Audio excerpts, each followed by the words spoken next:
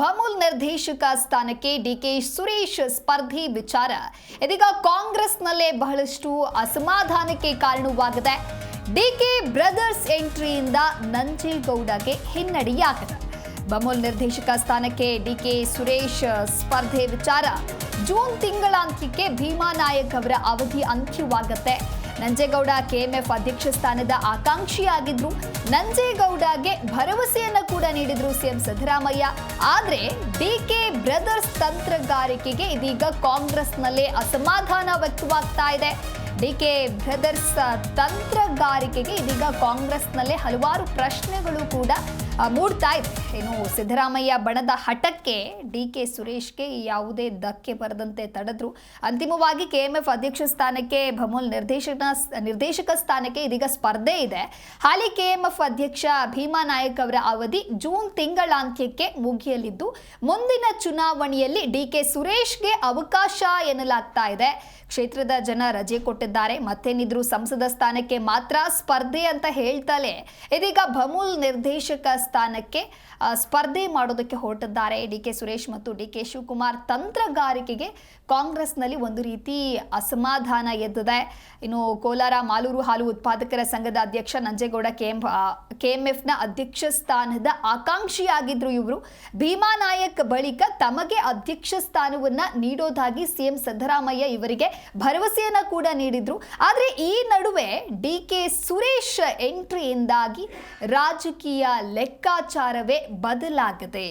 DK brothers ಈ ರೀತಿಯ ತಂತ್ರಗಾರಿಕೆಗೆ ಸ್ವತಃ ತಮ್ಮ ಪಕ್ಷದಲ್ಲೇ ಇದೀಗ ಅಸಮಾಧಾನ ಭುಗಿಲೆದ್ದಿದೆ.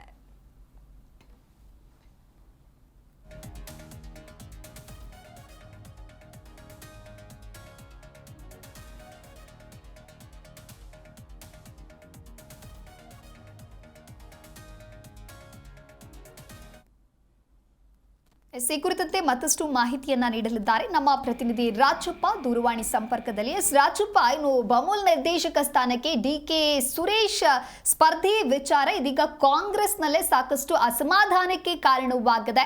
ಇನ್ನೊಂದು ಕಡೆ ಡಿಕೆ ಬ್ರದರ್ಸ್ ಎಂಟ್ರಿಯಿಂದ ನಂಜೇಗೌಡಗೆ ಹಿನ್ನಡೆಯಾಗಿದೆ. ಅಂದ್ರೆ ಸಿಎಂ ಸಿದ್ದರಾಮಯ್ಯ ಇವರಿಗೆ ಭರವಸೆಯನ್ನ ಕೂಡ ಕೊಟ್ಟಿದ್ರು. ಆದರೆ ಡಿಕೆ ಬ್ರದರ್ಸ್ನ ತಂತ್ರಗಾರಿಕೆ ಇದೀಗ ಸಾಕಷ್ಟು ಅಸಮಾಧಾನಕ್ಕೆ ಕಾರಣವಾಗ್ತಾ ಇದೆ. ಈ ಕುರಿತಂತೆ ಡೀಟೇಲ್ಸ್. ಈ ಹಿಂದೆ ಡಿಕೆ ಸುರೇಶ್ ಅವ್ರನ್ನ ಈ ಒಂದು ವಿಧಾನಸಭೆ ಚುನಾವಣೆ ಆದ ನಂತರ ಅವ್ರಿಗೆ ಏನಾದ್ರು ಒಂದು ಸ್ಥಾನಮಾನ ಕೊಡ್ಬೇಕು ಅಥವಾ ಲೋಕಸಭಾ ಚುನಾವಣೆ ಆದ ನಂತರ ಡಿಕೆ ಸುರೇಶ್ ಅವರು ಚುನಾವಣೆ ಸೋತ ನಂತರ ಅವ್ರಿಗೆ ಯಾವ್ದಾದ್ರು ರೂಪದಲ್ಲಿ ಒಂದು ಸ್ಥಾನಮಾನ ಕೊಟ್ಟು ಅವ್ರಿಗೆ ಅಧಿಕಾರದಲ್ಲಿ ಇರಿಸಬೇಕು ಅಂತ ಒಂದು ಚಿಂತನೆಯನ್ನ ಡಿಕೆ ಶಿವಕುಮಾರ್ ಮಾಡಿದ್ರು. ಆದ್ರೆ ಚುನಾವಣೆ ಹಿನ್ನೆಲೆಯಲ್ಲಿ ಏನು ಸೋತ ನಂತರ ಡಿಕೆ ಸುರೇಶ್ ಅವರು ಒಂದಷ್ಟು ಬೇಸರವನ್ನ ಮಾಡ್ಕೊಂಡು ಸುಮ್ಮನೆ ಇದ್ರು. ಯಾಕಂದ್ರೆ ನನಗೆ ಈಗಾಗಲೇ ಜನ ನನಗೆ ತಕ್ಕ ಪಾಠವನ್ನು ಕಲಿಸಿದ್ದಾರೆ, ಹಾಗಾಗಿ ನಾನು ಸ್ವಲ್ಪ ದಿನ ರೆಸ್ಟ್ ಅನ್ನ ಮಾಡ್ತೇನೆ, ರೆಸ್ಟ್ ಮಾಡಿ ಅಂತ ಜನ ನನಗೆ ಸಲಹೆ ಕೊಟ್ಟಿದ್ದಾರೆ ಅಂತ ಡಿಕೆ ಸುರೇಶ್ ಹೇಳುವ ಮೂಲಕ ಒಂದ್ ರೀತಿ ತೆರೆಮರೆಗೆ ಕರೆದಿದ್ದ ಜನ ಮುಂಬರುವಂತ ಲೋಕಸಭಾ ಚುನಾವಣೆಗೆ ಅಂತ ಅವ್ರು ಒಂದನ್ನ ಪ್ಲಾನ್ ಅನ್ನ ಮಾಡಿದ್ರು. ನಂತರ ದಿನಗಳಲ್ಲಿ ಅದಾದ ನಂತರ ಇನ್ನು ವಿಧಾನ ಪರಿಷತ್ನ ಸದಸ್ಯ ಸ್ಥಾನಗಳು ಖಾಲಿ ಆಯ್ತು. ಆ ಒಂದು ವಿಧಾನ ಪರಿಷತ್ ಸದಸ್ಯ ಸ್ಥಾನಕ್ಕೆ ಡಿಕೆ ಶಿವರಾಜ್ ಅವ್ರನ್ನ ಸ್ಪರ್ಧಿಸಿ ಆನಂತರ ಅವ್ರನ್ನ ಮಂತ್ರಿಯನ್ನ ಮಾಡ್ತಾರೆ ಅಂತ ಒಂದು ಚರ್ಚೆನೂ ಸಹ ಕಾಂಗ್ರೆಸ್ ವಲಯದಲ್ಲಿ ನಡೆದು ಆ ಸಂಬಂಧಪಟ್ಟಂತೆ ಸಾಕಷ್ಟು ಪ್ರಯತ್ನಗಳನ್ನು ಡಿಕೆ ಸುರೇಶ್ ಮತ್ತು ಡಿಸಿಎಂ ಶಿವಕುಮಾರ್ ಅವರು ಮಾಡಿದ್ರು. ಆದ್ರೆ ಇವೆಲ್ಲದಕ್ಕೂ ಸಹ ಮುಖ್ಯಮಂತ್ರಿ ಸಿದ್ದರಾಮಯ್ಯನವರು ಅಡ್ಡಿ ಆಗಿದ್ರು. ಯಾಕಂತಂದ್ರೆ ಈಗಾಗಲೇ ಡಿಸಿಎಂ ಡಿಕೆ ಶಿವಕುಮಾರ್ ಇದ್ದಾರೆ ಮತ್ತು ಕೆಪಿಸಿ ಅಧ್ಯಕ್ಷರಾಗಿ 2 ಸ್ಥಾನವನ್ನು ಅಲಂಕರಿಸಿದ್ದಾರೆ. ಮತ್ತೊಂದು ಪ್ರಬಲ ಸ್ಥಾನವನ್ನ ಅಥವಾ ತಮ್ಮ ಸಹೋದರರಿಗೆ ಕೊಟ್ಟಿದ್ದೆ ಆದಲ್ಲಿ ಅದು ರಾಜಕೀಯವಾಗಿ ಬೇರೆ ಲೆಕ್ಕಾಚಾರ ಆಗುತ್ತೆ.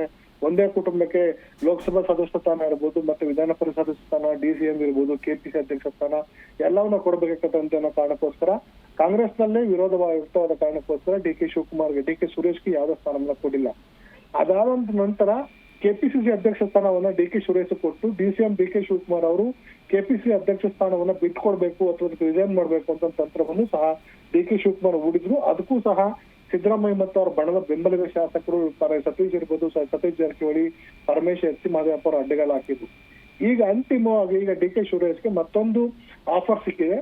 ಅದು ಈ ಹಿಂದೆನೂ ಸಹ ಒಂದು ಚರ್ಚೆ ಆಗಿತ್ತು. ಅದು ಅಫೆಕ್ಟ್ ಬ್ಯಾಂಕ್ ನ ಅಧ್ಯಕ್ಷರಾಗೋದು ಅಂತ ಅದಕ್ಕೂ ಸಹ ಒಂದಷ್ಟು ಚರ್ಚೆ ನಡೀತು. ಅದಕ್ಕೆ ಅವಕಾಶವನ್ನು ಸಿಕ್ಕಿಲ್ಲ, ಯಾಕಂದ್ರೆ ಅವರು ನಿರ್ದೇಶಕರಲ್ಲ ಅಂತ. ಈಗ ಭಮೂಲ್ ನಿರ್ದೇಶಕ ಸ್ಥಾನದ ಮೂಲಕ ಕೆಎಂಎಫ್ ಅಧ್ಯಕ್ಷ ಸ್ಥಾನ ಗಾದಿಡಲಿಕ್ಕೆ ಅವರು ಸಹ ಪ್ರಯತ್ನ ಪಡ್ತಿದ್ದಾರೆ.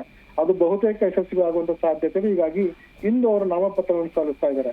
ಈ ಹಿಂದೆ ಭೀಮಾ ನಾಯಕ್ ಅವರು ಈಗೇನು ಹಾಲಿ ಇರುವಂತ ಅಧ್ಯಕ್ಷರು, ಕೆಎಂಎಫ್ ಅಧ್ಯಕ್ಷರು ಅಂತ ಭೀಮಾ ನಾಯಕರು ಅಧಿಕಾರ ಅವಧಿ ಮೊದಲನೇ ಅವಧಿನಲ್ಲಿ ಏನು ಕಳೆದ ವರ್ಷ ಹಿಂದಿನ ವರ್ಷ ಇದ್ದ ಸಂದರ್ಭದಲ್ಲಿ ಅವರು ಕೇವಲ 3-4 ತಿಂಗಳ ಅವಧಿ ಇತ್ತು. ಹಾಗಾಗಿ 2ನೇ ಬಾರಿ ಅವರಿಗೆ ಅವಕಾಶವನ್ನ 1 ವರ್ಷ ಪೂರ್ತಿ ಅಧಿಕಾರ ನಡೆಸಲಿಕ್ಕೆ ಅಧಿಕಾರ ಕೊಟ್ಟಲಾಯಿತು. ಆಗ ಏನು ಕೋಲಾರ ಚಿಕ್ಕಬಳ್ಳಾಪುರ ಸದಸ್ಯರಾಗಿರುವಂತದ್ದು ಆ ಒಂದು ಭಾಗದ ನಿರ್ದೇಶಕರಾಗಿರುವಂತ ನಂಜೇಗೌಡರು ಕೆಎಂಎಫ್ ಅಧ್ಯಕ್ಷ ಸ್ಥಾನವನ್ನ ಮುಂದಿನ ಬಾರಿ ನನಗೆ ಬಿಟ್ಕೊಡಿ, ಈಗ ರೊಟೇಷನ್ ಪದ್ಧತಿ ಅಂದ್ರೆ ಏನು ಈ ರೋಸ್ಟರ್ ಪದ್ಧತಿ ಏನ್ ಬರುತ್ತೆ ಆ ತರ ಜಾತಿಯಿಂದಾಗಿ ನನಗೆ ಆ ಸ್ಥಾನವನ್ನ ನೀವು ಸಿಗಬೇಕು ಅಂತ ಡಿಮ್ಯಾಂಡ್ ಅನ್ನು ಇಟ್ಟಿದ್ರು. ಆ ಒಂದು ಸ್ಥಾನಕ್ಕೆ ನಂಜೇಗೌಡರು ಸಹ ಒಕ್ಕಲಿಗರಾಗಿರೋ ಕಾರಣಕ್ಕೋಸ್ಕರ ಆ ಒಂದು ಸ್ಥಾನ ಈ ಬಾರಿ ಡಿ ಕೆ ಶಿವಕುಮಾರ್ ದಕ್ಕಿಸಿಕೊಳ್ಳುವಂತ ಸಾಧ್ಯತೆ ಇದೆ. ಹೀಗಾಗಿ ಇದು ಬಮೂಲ್ ನಿರ್ದೇಶಕ ಸ್ಥಾನಕ್ಕೆ ಈಗ ಡಿ ಕೆ ಸುರೇಶ್ ಅವರು ನಾಮಪತ್ರವನ್ನು ಸಲ್ಲಿಸ್ತಾ ಇದ್ದಾರೆ ಇಂದು ಬೆಳಿಗ್ಗೆ 11 ಗಂಟೆಗೆ. ಅದಾದ ನಂತರ ಚುನಾವಣೆ ಆಗುತ್ತೆ. ಅದು ಬಹುತೇಕ ಡಿ ಕೆ ಸುರೇಶ್ ಗೆಲ್ತಾರೆ ಅಂತ ನನ್ನ ವಿಶ್ವಾಸ ಇದೆ. ನಂತರ ಜೂನ್ ಅಥವಾ ಜುಲೈ ತಿಂಗಳಲ್ಲಿ ಕೆಎಂಎಫ್ ಅಧ್ಯಕ್ಷ ಸ್ಥಾನ ಚುನಾವಣೆ ನಡೀತಾ ಇದೆ. ಆ ಸಂದರ್ಭದಲ್ಲಿ ಭೀಮನಾಯಕರ ಅವಧಿ ಮುಕ್ತಾಯ ಆದ ಕಾರಣಕ್ಕೋಸ್ಕರ ಮುಂಬರುವಂತ ಚುನಾವಣೆಯಲ್ಲಿ ಡಿ ಕೆ ಸುರೇಶ್ ಅವರು ಈ ಒಂದು ಸ್ಥಾನಕ್ಕೆ ಸ್ಪರ್ಧಿಸಿ ಕೆಎಂಎಫ್ ಅಧ್ಯಕ್ಷರಾಗುವಂತ ಬಹುತೇಕ ನಿಶ್ಚಿತ. ಮತ್ತು ಅವಧಿ ಅದಕ್ಕೆ 1 ವರ್ಷ ಅವಧಿ ಇದೆ.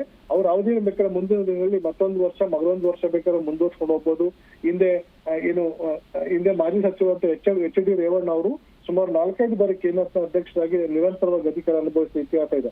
ಅದೇ ರೀತಿ ಇವ್ರಿಗೂ ಸಹ ಒಂದು ಅವಕಾಶ ಸಿಗಬಹುದು. ಯಾಕಂದ್ರೆ ಅವ್ರ ಅಣ್ಣ ಡಿ.ಸಿ.ಎಂ ಇದ್ದಾರೆ ಮತ್ತು ಮುಂದಿನ ದಿನಗಳಲ್ಲಿ ಪ್ರಭಾವಿ ನಾಯಕರಾಗುವಂತ ಸಾಧ್ಯತೆ ಇದೆ. ಹೀಗಾಗಿ ಅವರೇ ಮುಂದುವರಿಯುವಂತ ಸಾಧ್ಯತೆನೂ ಇದೆ.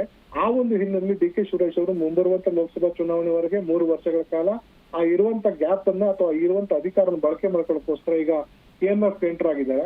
ಈ ಕೆಎಂಎಫ್ ಸಣ್ಣ ಪುಟ್ಟ ಪ್ರಮಾಣದಲ್ಲ, ಒಂದು ರಾಜ್ಯ ಸಚಿವ ಸ್ಥಾನಮಾನಕ್ಕಿಂತ ಹೆಚ್ಚಿನ ದೊಡ್ಡದಂತ ಖಾತೆ ಮತ್ತು ಸುಮಾರು 15-20 ಸಾವಿರ ಕೋಟಿ ರೂಪಾಯಿ ವ್ಯವಹಾರ ನಡೆಸಿರುವಂತ ಕೆಎಂಎಫ್ ಇದು ದೊಡ್ಡ ಮಟ್ಟದ ನಡೀತಾ ಇರುವಂತ ಒಂದು ರಾಜ್ಯ ಮಟ್ಟದ ಮತ್ತು ಅಂತಾರಾಷ್ಟ್ರೀಯ ಮಟ್ಟದ ವ್ಯಾಪಾರ ಕೇಂದ್ರವಾಗಿರುವಂತಹ ಕೆಎಂಎಫ್ ಅಲ್ಲಿ ಅಧ್ಯಕ್ಷ ಸ್ಥಾನ ಹಿಡಿದಿದ್ದೇ ಆದಲ್ಲಿ ಒಬ್ಬ ಸರ್ಕಾರಕ್ಕೂ ಸಮಾನವಾಗಿ ಅವರು ಬೆಳೆಯುವಂತ ಅವಕಾಶ ಇದೆ. ಹಾಗಾಗಿ ಈ ಮೂಲಕ ಮತ್ತೊಮ್ಮೆ ರಾಜಕೀಯದ ಹೊಸ ಒಂದು ಹಾದಿಯನ್ನ ಡಿ ಕೆ ಸುರೇಶ್ ಅವರು ಕಂಡುಕೊಳ್ಳಿಕ್ಕೆ ಮುಂದಾಗಿದ್ದಾರೆ.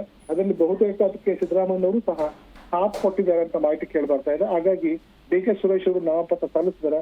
ಅದಾದ ನಂತರ ಏನೆಲ್ಲ ಬೆಳವಣಿಗೆ ಆಗುತ್ತೆ, ಇದಕ್ಕೆ ಕಾಂಗ್ರೆಸ್ ನಲ್ಲಿ ಒಂದು ವೇಳೆ ಗೊಂದಲ ಆಗತ್ತಾ, ಅದಕ್ಕೆ ಯಾರಾದ್ರು ಅಡ್ಡಗಾಲ ಆಗ್ತಾರಾ ಅಥವಾ ಅವನ್ನೆಲ್ಲವನ್ನು ಮೆಟ್ಟಿ ಡಿ ಕೆ ಸುರೇಶ್ ಅವರು ಕೆಎಂಎಫ್ ಅಧ್ಯಕ್ಷರಾಗ್ತಾರೆ ಅನ್ನೋದು ಮುಂದಿನ ದಿನಗಳಲ್ಲಿ ಕಾಲುವೆ ಉತ್ತರ ನೀಡುತ್ತದೆ. ದಿವ್ಯದಾಸ್.